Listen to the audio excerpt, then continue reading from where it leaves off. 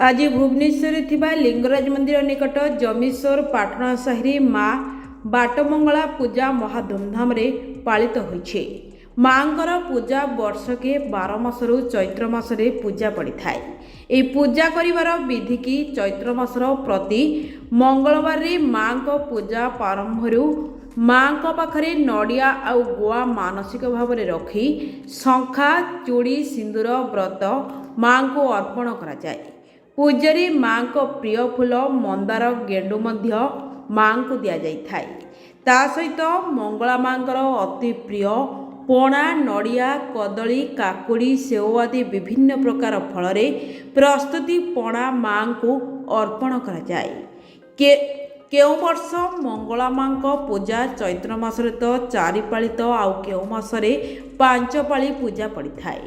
माँ को पूजा शेष महिला माने माँ को पणा पादुका पाई व्रत करती आउ केतेक महिला माँ को विभिन्न मानसिक करी चैत्र मास शेष शेष मंगला 12 दिन पूजा दिन टिके भिन्न प्रकार होता है।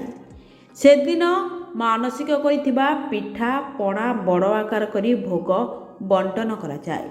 भुवनेश्वर स्वर्णप्रभा नायक रिपोर्ट सुभद्रा न्यूज।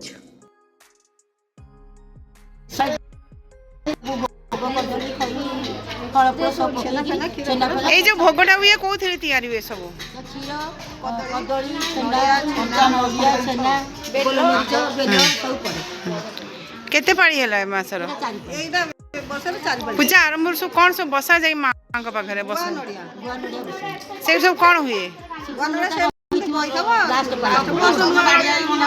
লাস্ট বারে সব মাଙ୍କୁ কোন মନା ସୁଛନ୍ତି ମାଙ୍କ ପାଇଁ ଅନ୍ୟ ମାନଙ୍କ ଆମର ଯୋଉ ନାରୀ ମାନେ ଅଛନ୍ତି କୋନ ମନା ଆସିବେ ଘର ମାନଙ୍କ ସୁଖ ସୁବିଧା ପାଇଁ ମନା ସମସ୍ତ ବାବୁକୁ ଆମ ସମସ୍ତ 5 ପାଳି ପଡେ ଚୈତ୍ର ମାସ ସମସ୍ତେ ମିଶିକିରି ପୂଜା କରନ୍ତି ଆଉ ଝିଅ ମାନେ ସମସ୍ତେ ମିଶିକି ପୂଜା କରନ୍ତି। ମାଉସୀ ମୋର ଗୋଟେ କ୍ୱେଶ୍ଚିନ୍ ଅଛି ମାନେ ମଙ୍ଗଳା ମାଙ୍କର ପୂଜା ତାଙ୍କର ଫୁଲ ମାନେ ପ୍ରିୟ ଫୁଲ କଣ?